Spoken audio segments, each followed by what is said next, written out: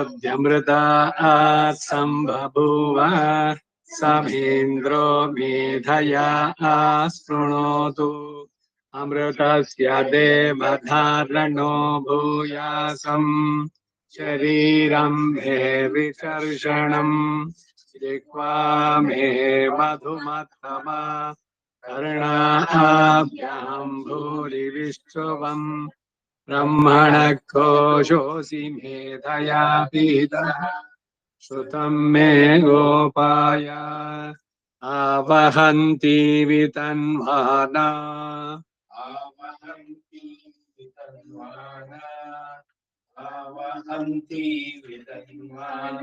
कुर्वाणा चिरमात्मनः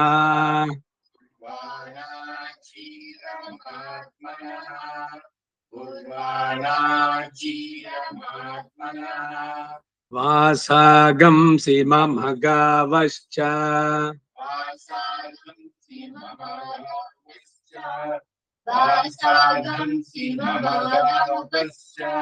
अन्नपाने च सर्वदा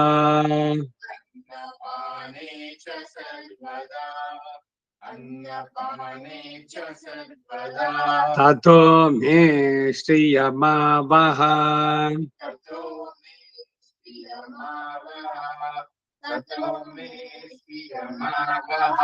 लोमशां पशुभिः सह स्वाहा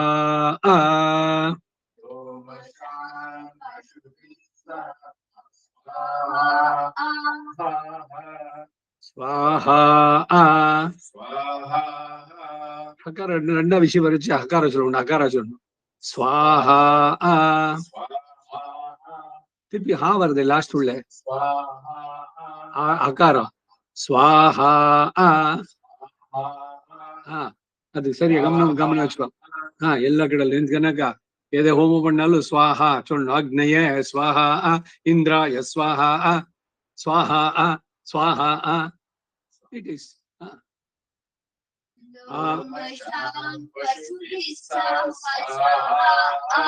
आमायन्तु ब्रह्मचारिणः स्वाहा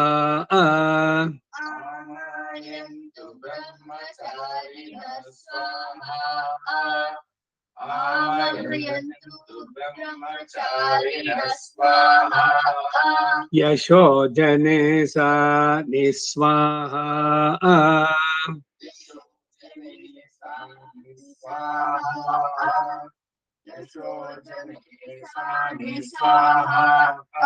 श्रेयान्वस्य सोसा निस्वाहा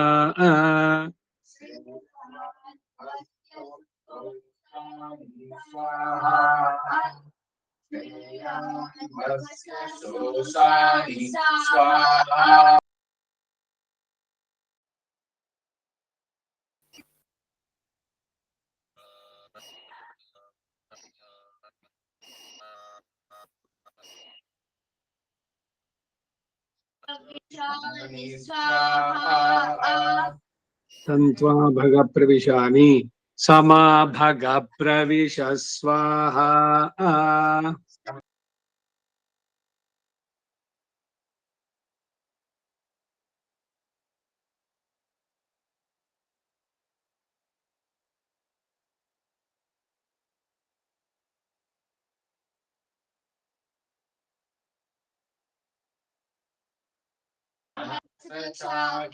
निभगाहं त्वयि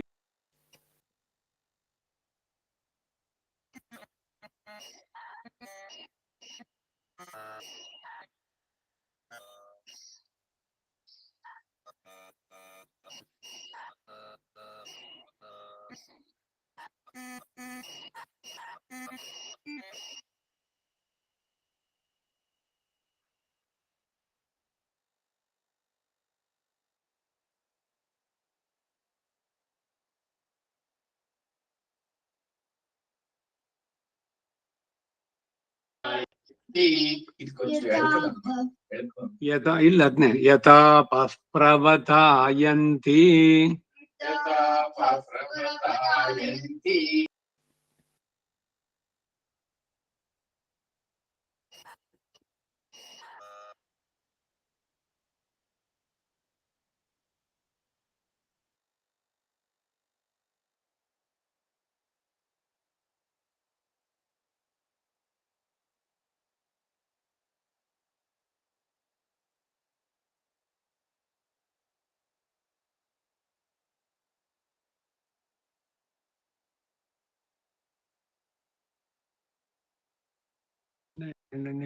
ಡಿಸ್ಕನೆಕ್ಟ್ ಆದ್ನ ಕೇಳಿಸ್ತಾ ಇದೆಯಾ?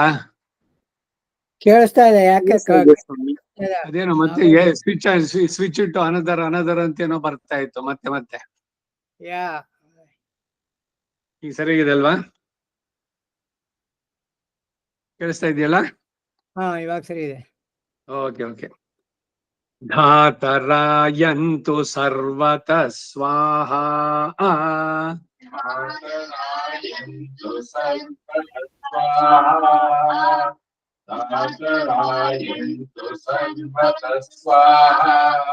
प्रतिवेशोऽसि प्रमाभाहि प्रमापद्यस्व.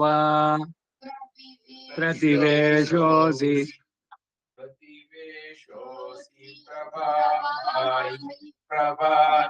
If you concentrate on the book, it will not. You should hear. ನಾನು ಫಸ್ಟ್ 2 days ಬಿಡ್ಸಿ ಹೇಳಿದ್ದು, ಇವಾಗ ಅದನ್ನ ಸೇರ್ಸಿ ಹೇಳ್ತಾ ಇದ್ದೀನಿ. ಪ್ರತಿವೇಶೋಸಿ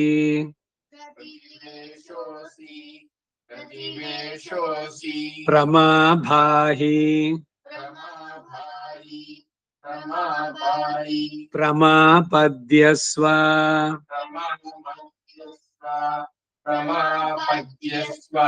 प्रतिवेशोऽसि प्रमाभाहि प्रमापद्यस्व.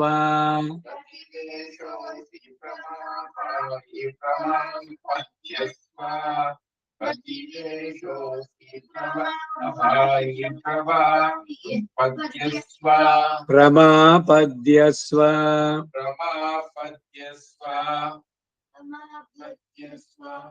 भूर्भुवः सुवरिति वा. सुवरिति वा भूर्भुवः सुवः. Towel ma, take this.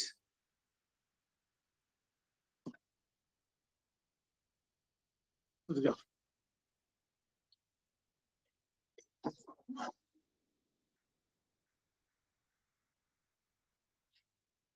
भूर्भुवः स्वः इति वा एताः तिस्रो ವ್ಯಾಹೃತಯಃ.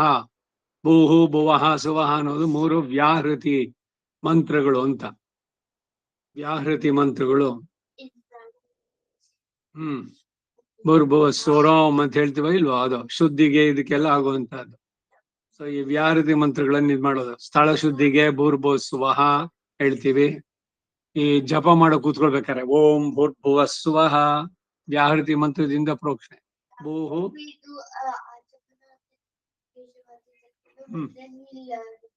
yes ಭೂರ್ಭುವ ಸ್ವಃ there. So they are called ವ್ಯಾಹೃತಿ mantras. That is ಭೂರ್ಭುವ ಸ್ವರಿತಿ. ಏತಾಸ್ತಿಸ್ರೋ ವ್ಯಾಹೃತಯಃ.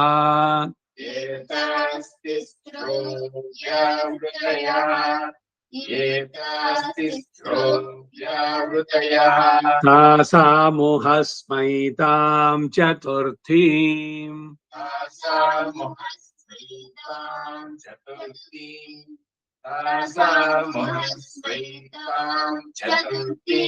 సాపాడుకు కొనొచ్చి పరిశేషణ పండొచ్చే కొంచెం తీర్థ సాధుకే ప్రోక్షణ పండు భగవత్ ప్రసాద.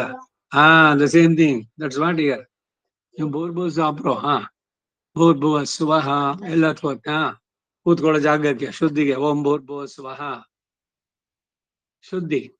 ಇಟ್ sanctifies எந்த பிளேஸை இது பண்றது எனக்கு கூட அந்த இடத்துக்கு ஓம் ಭೂರ್ಭುವ ಸ್ವಃ சொல்லிவிட்டு அப்புறம் இது பண்றது. ವ್ಯಾಹೃತಿ ಮಂತ್ರಗಳು ಅಂತ ಅದಕ್ಕೆ ಹೆಸರು. ಓಂ ಭೂಹು ಓಂ ಭುವಃ ಓ ಗಮ್ ಸುವಃ. ಗಮ್ ಯಾಕೆ ಬರುತ್ತೆ ಅಂದ್ರೆ ಸಕಾರ ಇದೆ ಅದರಿಂದ. ಓಂ ಸುವಃ ಅದು ಕೂಡ.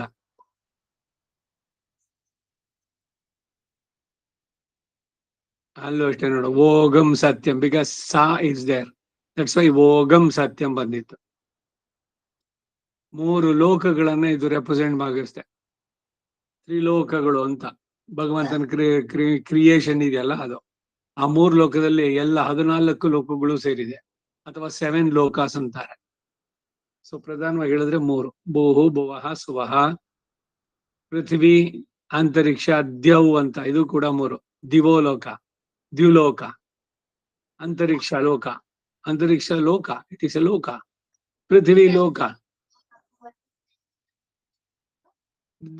So many other gods are there. Antarikshe, Antarikshe. Huh? Vishnu is there in all the places. He pervades everything. Yes. Namo astu sarpebhyo ye ke cha prithvi manu ye antarikshe ye divitebhya sarpebhyo namaha. Sarpagulu, there are some good sarpas also, which helps to human being. Vasuki like Vasuki and ವಿರಲ್ ಅವರೆಲ್ಲ ದ್ಯುಲೋಕದಲ್ಲಿದ್ದಾರೆ, ಅಂತರಿಕ್ಷ ಲೋಕದಲ್ಲಿದ್ದಾರೆ. ಏವಾ ವಟೇಶು ಶೇರತೆ ತೇಭ್ಯ ಸರ್ಪೇಭ್ಯೋ ನಮಃ. ಮರದ ಪೊಟರೆಗಳಲ್ಲಿ, ಹುತ್ತುಗಳಲ್ಲಿ, until ಅದರಲ್ಲಿರುವಂತ ಎಲ್ಲ ಸರ್ಪಗಳಿಗೆ ನಮಸ್ಕಾರ. That's what ಸರ್ಪ ಸೂಕ್ತ ಹೇಳುವಂತಹದ್ದು. ಗೊತ್ತೈತೆ? ಹಾಗೆ ಎಲ್ಲ ಕಡೆ. And Vishnu pervades everything. All the 14 ಲೋಕಾಸ್ is there. He's also in that. Yes. Hrudaye supradishtita. It's what Bhagavad Gita says. Sarvasya cha aham hrudi sannivishtaha. 15th chapter, Bhagavad Gita. I am there in all living creatures, in their heart. I am there. So God is there. And whatever pranahuti you are giving, that is only for that God who is there inside you. Antah pravishtaha shasta janana. You must remember that God is always there.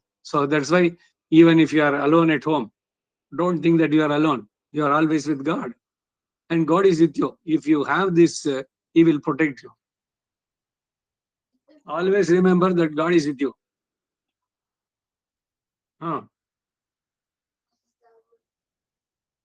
Tasamuhasmaitam chaturtim. Tasamuhasmaitam chaturtim. Tasamuhasmaitam chaturtim. Mahachamasya pravedayate.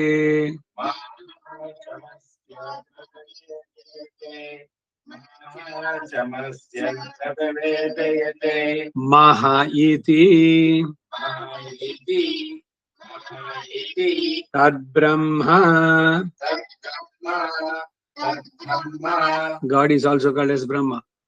Chaturmukha Brahma is also there. But just see, if you say Brahma, Ishvara, Parabrahma, Paranjyoti, Paramatma, all address the Supreme. Sa Atma.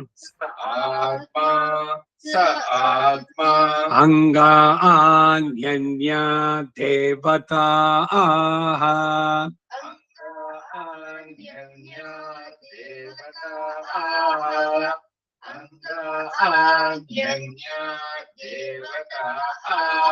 ಬೇರೆ ಎಲ್ಲ ದೇವತೆಗಳು, they are all organs, parts of the god.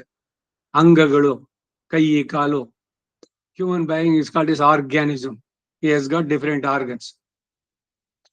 ಅಪ್ಪಡಿ ಅಂಗಾನಿ ಅನ್ಯಾಹ ದೇವತಾಹ. ಎಲ್ಲ ದೇವತೆಗಳು, ಈಗ ಬ್ರಹ್ಮ, ಇಂದ್ರ, ಶುಕ್ರ, ಶನಿ, ದಿಕ್ಪಾಲಕರು, ಆಲ್ ಆರ್ ದಿ ಪಾರ್ಟ್ಸ್, ಅವಯವಗಳು ಅವನಿಗೆ ಡಿಫರೆಂಟ್. ಅಂಗಾನಿ ಅನ್ಯ ದೇವತಾಹ. ಭೋರಿತಿ ವಾ ಅಯಂ ಲೋಕಃ.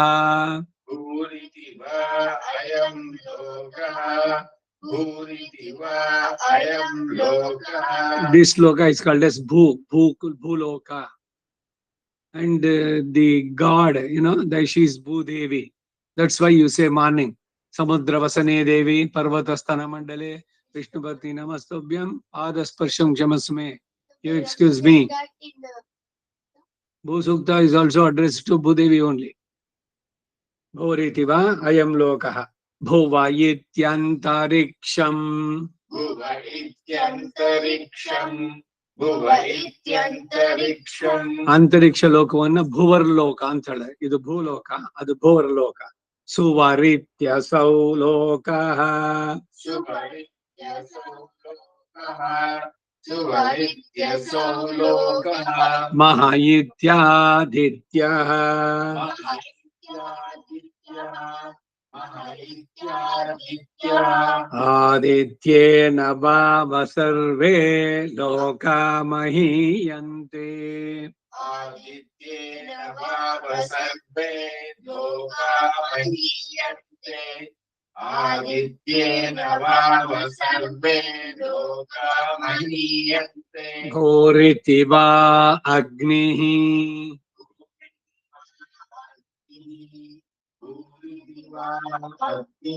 भुव इति वायुः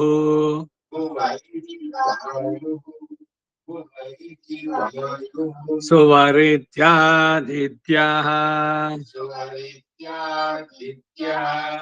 सुवरित्यादित्यः मह इति चन्द्रमाः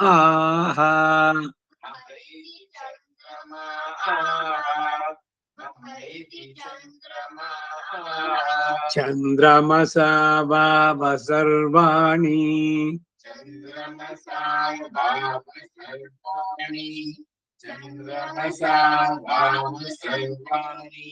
ज्योतिगंसि महीयन्ते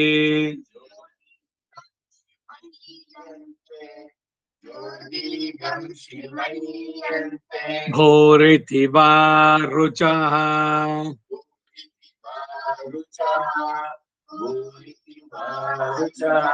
भुव इति सामानि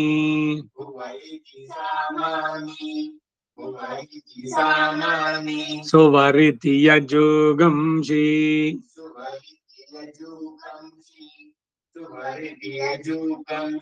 Three Vedas are attributed to three lokas. Bhuhu iti ruchaha, Rugveda. Bhuva iti samani bhuvaha samaveda. Suvar iti yajugumshi, Yajurveda. ಮೂರಕ್ಕೆ ಹಾಗೇನೆ ದೇವತೆಗಳಿಗೆ ಭೂ ಇತಿ ಅಗ್ನಿ ಭುವ ಇತಿ ವಾಯು ಅಂತರಿಕ್ಷ Atharvana it is also said ತ್ರೈಮಯಿ ಪ್ರಧಾನವಾಗಿ ಮೂರನ್ನು ಹೇಳ್ತಾರೆ it is also incorporate Atharvana is also there but ಪ್ರಧಾನವಾಗಿ ಮೂರು ಅದನ್ನ ಹೇಳುವಂತದ್ದು ಮಹ ಇತಿ ಬ್ರಹ್ಮ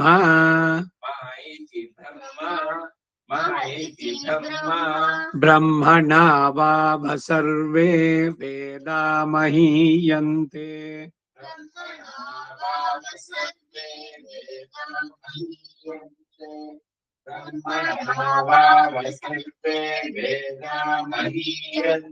घोरिति वै प्राणः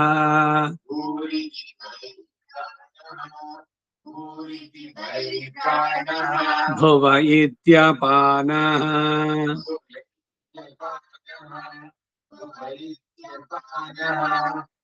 सुवरिति व्यानः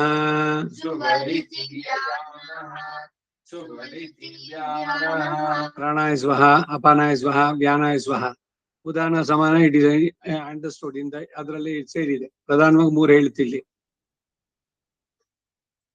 ಅಪಾನಾಯ ಸ್ವಾಹ ತ್ರೀ ಆರ್ ಸೆಡ್ ಉದಾನ ಸಮಾನ ಪಂಚ ಪ್ರಾಣಗಳು ಪ್ರಾಣರೂಪಿಯಾಗಿ ಭಗವಂತ ಇದ್ದಾನೆ ಆ ಪ್ರಾಣಗಳಿಗೆ ಕೊಡೋ ಆಹುತಿ ಪ್ರಾಣಾಹುತಿ ಅದಕ್ಕೆ ಪರಿಶೇಷಣ ಇಲ್ಲದೆ ತಿನ್ನಬಾರ್ದು ವಿತೌಟ್ ಡೂ ಪರಿಶೇಷಣ you should not heat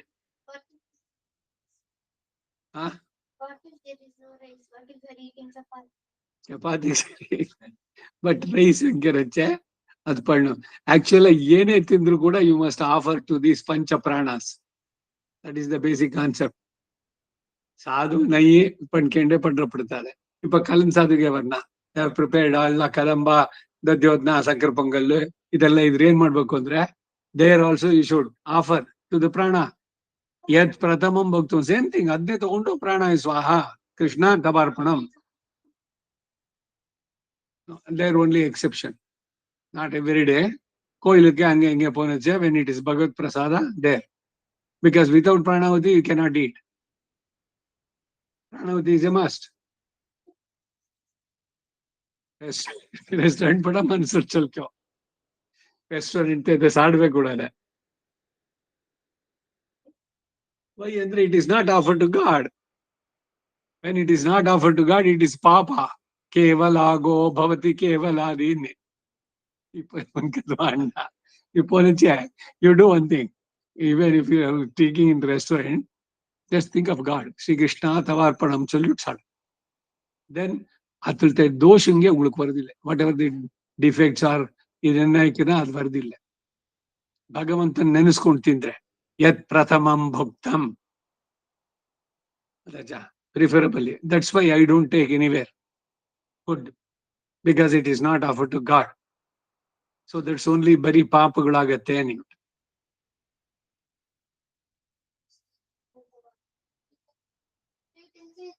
Sri Krishna Tavarpanam salute saturate kardilla. One day level it's okay. But in higher poga, you must know about it and follow it practically. Earlier, I was also going on a tour and all. It was inevitable. But now it is not required. That is only apad dharma. Sorry, mundu bola. Prana, apana, vyana. What Maha yetyannam.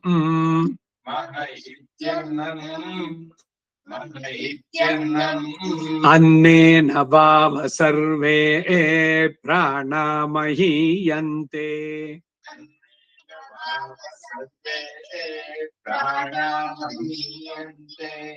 Annena bhava sarve pranamahiyante. Tava yetas chatasraschaturtha.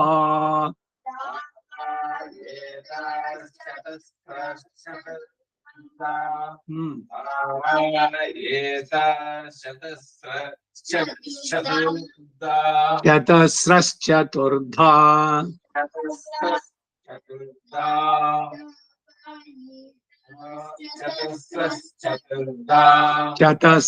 Chatasro vyahritayah.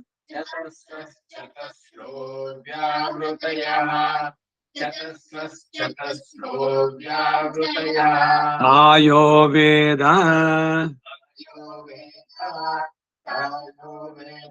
Saveda Brahma.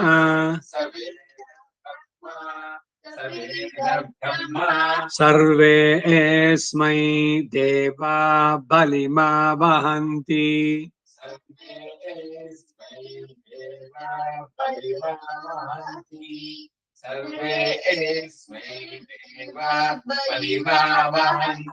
Saya esho antarhridaya akasha.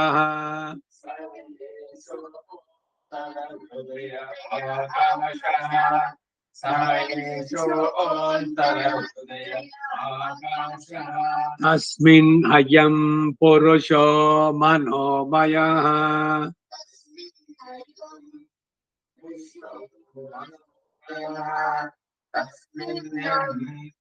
Tasmin ayam purusho manomaya. Amrito, chalunga. Tasmin ayam purusho manomaya. Amrito hiranmaya.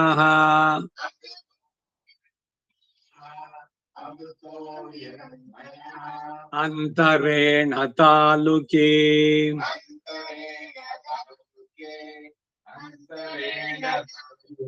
Ya yeshastana iva bhalambate.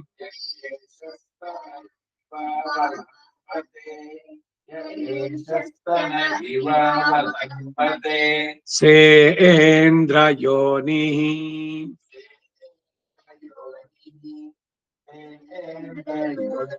Yatra sauke shanto vivartate.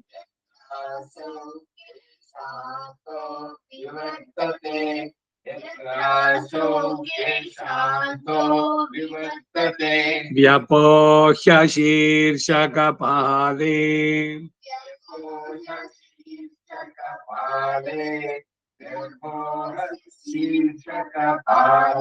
Ghorityagnav pratitishthati.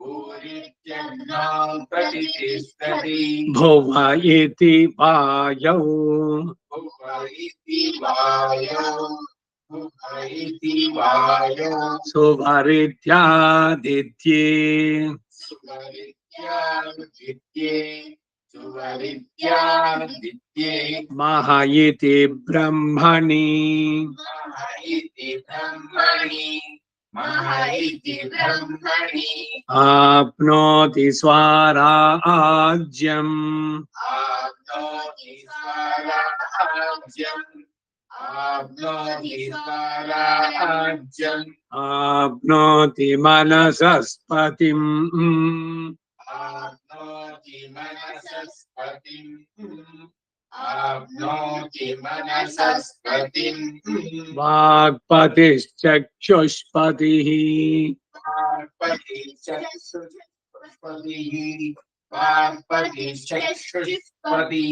चक्षुष्पतिः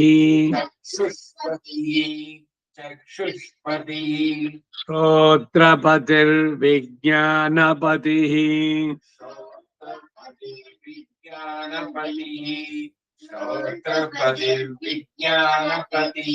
ये तत्ततो भवति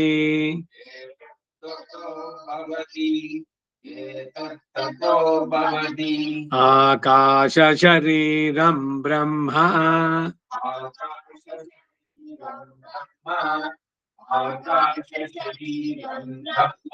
सत्यात्म प्राणारामं मन आनन्दम्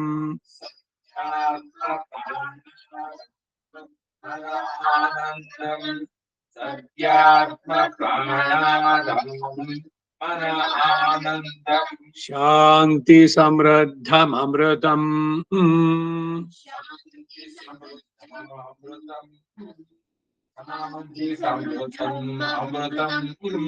इति प्राचीन योग्योपास्व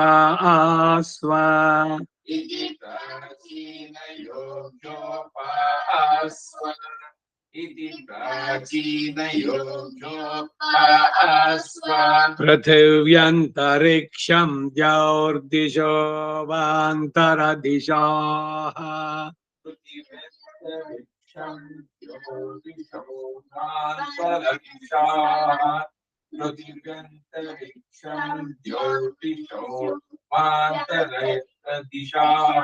ಇನ್ನೊಂದು ಸ್ವರಂಗ್ಯ ಪದಂಗ पृथिव्यन्तरिक्षं द्यौर्दिशो वान्तरदिशाः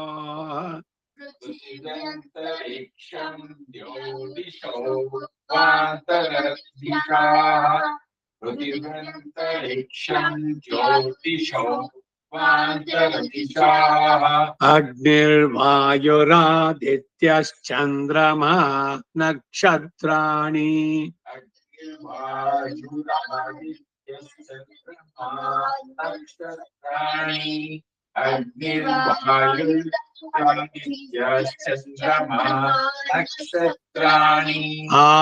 आपवोषधयो वनस्पतय आकाश आत्मा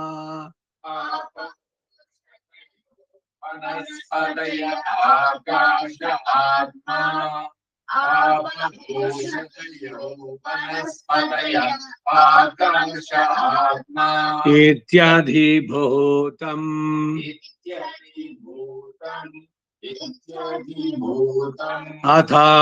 अथाध्यात्मम्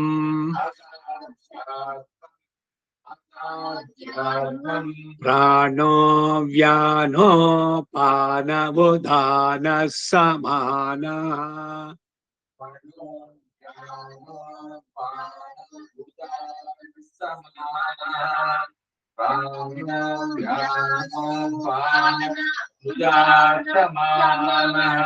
See, all the pranas it came.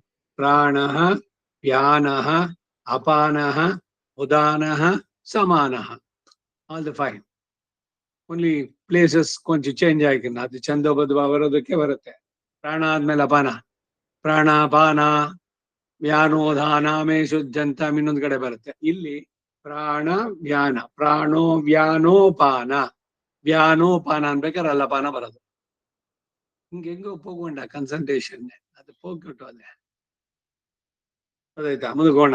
ಚಕ್ಷುಶ್ರೋತ್ರಂ ಮನೋವಾಕ್ चक्षुश्रोत्रं मनोवाक् चक्षुश्रोत्रं मनोवाक् ತ್ವಕ್ಚರ್ಮ ಮಾಗಂ ಸಗ್ಗಸ್ನಾವಾಸ್ತಿ ಮಜ್ಜಾ त्वक्षर्मभागं सर्गस्नावस्ति ಸ್ನಾವಾಸ್ತಿ ಮಜ್ಜಾ स्नावास्ति मज्जा नावास्ति मज्जा ತ್ವಕ್ ಚರ್ಮ, ಚರ್ಮ, ಮಾಂಸ, ಸ್ನಾಯುಗಳು, ಮಸಲ್ಸು, ಬೋನು, ಅಸ್ಥಿ, ಬೋನ್ ಮ್ಯಾರೋ, ಮಜ್ಜ ಅಂದ್ರೆ ಬೋನ್ ಮ್ಯಾರೋ, ಇವೆಲ್ಲ ಹೆಂಗ್ ಉಂಟಾಯ್ತು ಅಂತ. Everything was done by god himself.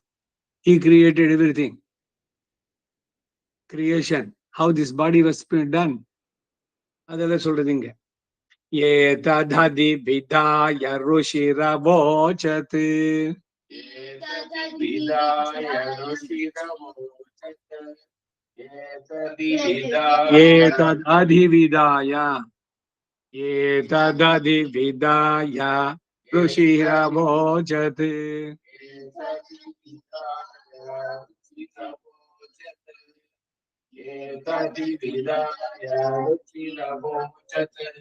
ವಿದ್ಯೆ ಅಧಿವಿದಾಯ ಋಷಿ ಅವೋಚತೆ. ಅವರೆಲ್ಲ ಮೆಡಿಟೇಷನ್ ಅಲ್ಲಿ ಕಂಡುಕೊಂಡ್ರು ಎಲ್ಲ. How this creation happen, how this plants came on earth. ಪ್ರಾಣಿಗಳೆಲ್ಲ ಹೆಂಗುಂಟಾಯ್ತು ಎಲ್ಲವನ್ನು ಕೂಡ ಋಷಿಗಳು they could see these things from the meditation. They learned it. ಏತತ್ ಅಧಿವಿದಾಯ ಋಷಿ ಅವೋಚತೆ. ಪಾಂಗ್ ತಂ ವಾ ಇದಗಂ ಸರ್ವಂ इदगं सर्वं पान्तं वा इदगं सर्वं ಪಾಂಕ್ತೆ ನೈವ ಪಾಂಕ್ತಗ್ಗಸ್ಪೃಣೋತೀತಿ अन्ते नैव पान्तग्गस्पृणोतीति पान्ते नैव पान्तग्गस्पृणोतीति ಓಮಿತಿ ಬ್ರಹ್ಮ. ओमिति ब्रह्म ओमिति ब्रह्म. The Brahma is also denoted by the word Om, Pranava. Pranav, this is the meaning. Om. Omkara is called Pranava. Understand? In that there are 3 letters. Narayana Upanishad, Achamulke, Akara, Ukara, Makara, Yeti. ಹಂಗ ಬರಪಡ್ತದೆ. ಅದು ಒಂದಕ್ಕೊಂದಕ್ಕೆ ನೋಡ್ಕೊಂಡ್ರೆ ಹೇಳುತ್ತದೆ. ಓಮಿತಿ ಬ್ರಹ್ಮ, ಓಮಿತೀದಗಂ ಸರ್ವಂ, ओमितीदगं सर्वं ओमितीदगं सर्वं ಓಂ ಇತಿ ಇದಗಂ ಸರ್ವಂ. Everything, whatever you find here around you, whatever you see, everything is God. Om iti idagam sarvam. Om iti idagam sarvam. Om iti omitye tadanugrati hasmava apyo shavayetya shavayanti.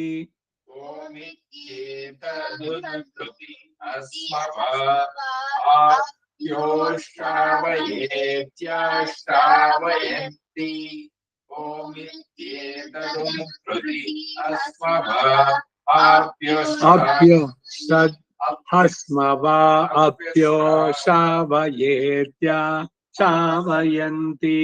आप्योष्टावयेत्याष्टावयन्ति. Whatever you hear, whatever you heard, whatever you see, everything is Omkara. Shavayetya shavayanti. Omiti samani gayanti. ओमिति सामानि गायन्ति ओमिति सामानि गायन्ति. When you sing Omkara, Samaveda, ಸಾಮದಲ್ಲಿ ಅದನ್ನ ಹಾಡ್ತಾರೆ. ಓಂ ಅನ್ನೋದನ್ನೇ. ಓಗಂ ಶೋಮಿತಿ ಶಸ್ತ್ರಾಣಿ ಶಗಂ ಸಂತಿ. ओगं शोमिति शस्त्राणि शगं सन्ति ओगं शोमिति शस्त्राणि शगं सन्ति. ಓಮಿತ್ಯಧ್ವರ್ಯಃ ಪ್ರತಿಘರಂ ಪ್ರತಿಗೃಹ್ಣಾತಿ.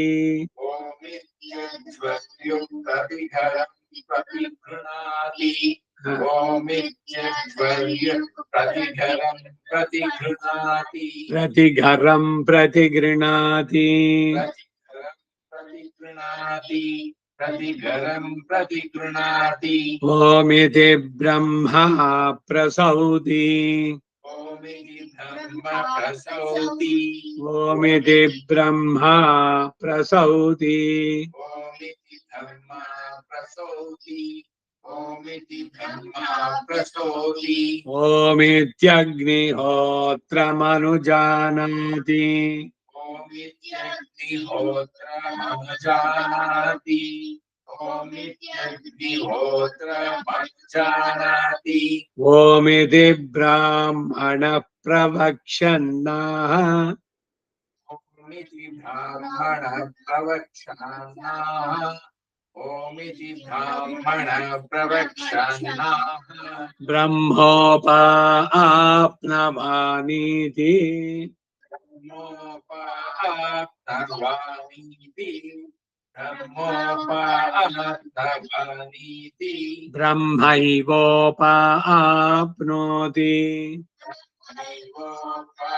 ब्रह्मैवोपाप्नोति ब्रह्मैवोपाप्नोति ಬ್ರಹ್ಮ ಏವ ಆಪ್ನೋತಿ ಅವನು ಪಡೆಯುತ್ತಾನೆ ಬ್ರಹ್ಮನನ್ನು ಪಡೆಯುತ್ತಾನೆ ಋತಂಚ ಸ್ವಾಧ್ಯಾಯ ಪ್ರವಚನೆ ಚ ऋतं च स्वाध्याय प्रवचने च ऋतं च स्वाध्याय प्रवचने च ನಮೋ ಬ್ರಹ್ಮಣೇ ಧಾರಣಂ ಮೇ ಅಸ್ತ್ವ ನಿರಾಕರಣಂ